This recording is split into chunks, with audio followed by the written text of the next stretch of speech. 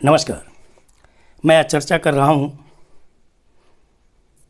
UGC के draft publication की। ये ड्राफ्ट पब्लिकेशन दो बातों को लेकर है। पहला, वाइस चांसलर के अपॉइंटमेंट को लेकर, और दूसरा प्रोफेसर के रूप में नियुक्ति के संबंध में। जो ड्राफ्ट आया है उसको देखकर लगता है कि भारतीय संविधान का जो संघीय ढांचा है उस पर यह चोट है। शिक्षा संविधान की समवर्ती सूची में, कंकरेंट लिस्ट में, जिस पर राज्य सरकार भी कानून बनाती है और केंद्र सरकार भी बनाती है।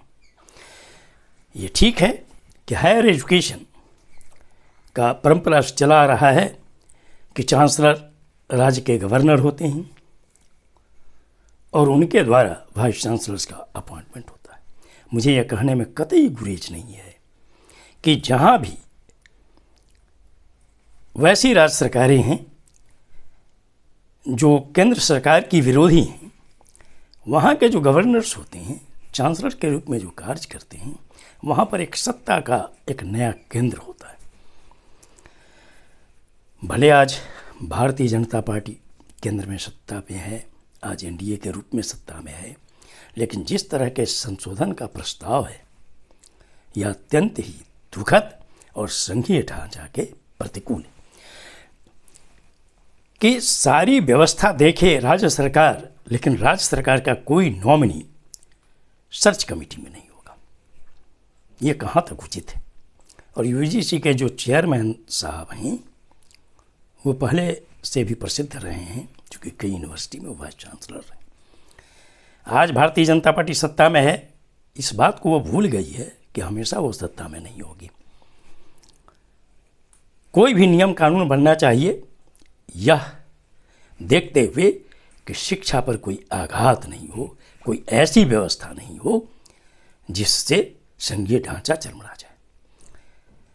ये जो सर्च कमेटी का प्रस्ताव है उसमें गवर्नर के नॉमिनी होंगे, अर्थात चांसलर के नॉमिनी होंगे, यूजीसी का नॉमिनी होंगे और यूनिवर्सिटी के सिंडिकेट सीनेट के नॉमिनी होंगे। राज्य सरकार का कोई नॉमिनी नहीं होगा।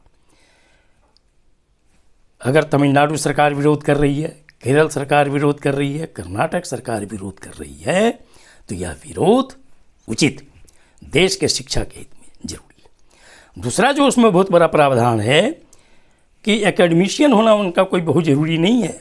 वाइस चांसलर के लिए 10 वर्ष, उनका प्रोफेसर होना 10 वर्ष के लिए होना ज़रूरी नहीं है। वो किसी भी क्षेत्र से हो सकते हैं, इंडस्ट्री से हो सकते हैं, वो पब्लिक सर्विस से हो सकते हैं, विभिन्न क्षेत्रों से हो सकते हैं।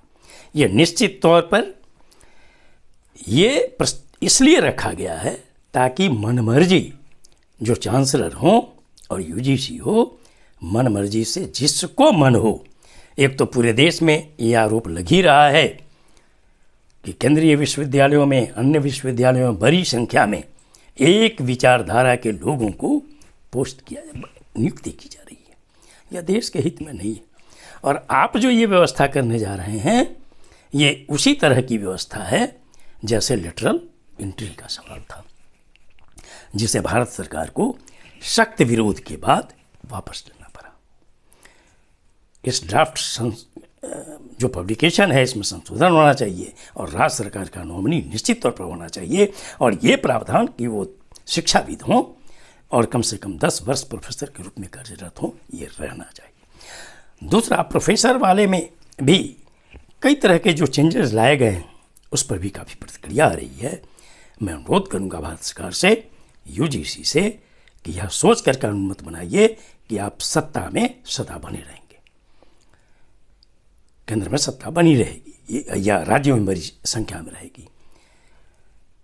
सत्ता रोटी की तरह है। जब जनता यह सोचेगी कि नहीं, रोटी को उलट पलट के ही बनाना चाहिए, तो सत्ता कभी भी पलट जा सकती है और उस वक्त आपको अफसोस होगा कि इस तरह का कानून उन्होंने क्यों बनाया। देश के हित में और संघीय ढांचे के हित में मैं अनुरोध करता हूं भारत सरकार से कि इस ड्राफ्ट में संशोधन होना चाहिए, प्रोफेसर की प्रक्रिया जो अपॉइंटमेंट की हो वह भी सभी राज्य सरकारों की सहमति के साथ बनाई जाए और वाइस चांसलर के रूप में भी सभी राज्य सरकारों की सहमति ली जाए और तब का इसके लिए नियम बनाया जाए। ये देश के हित में है और हायर एजुकेशन के हित में है। ये वीडियो आपको अच्छा लगा हो तो निश्चित तौर पर लाइक करें, शेयर करें। अब तक मेरे चैनल को आपने सब्सक्राइब नहीं किया, सब्सक्राइब करें, बेल आइकन को अवश्य टच करें ताकि मेरे हर आने वाले वीडियो का नोटिफिकेशन आपको तुरंत मिल जाए। आप सभी लोगों के लिए शुभकामनाएं। धन्यवाद। जय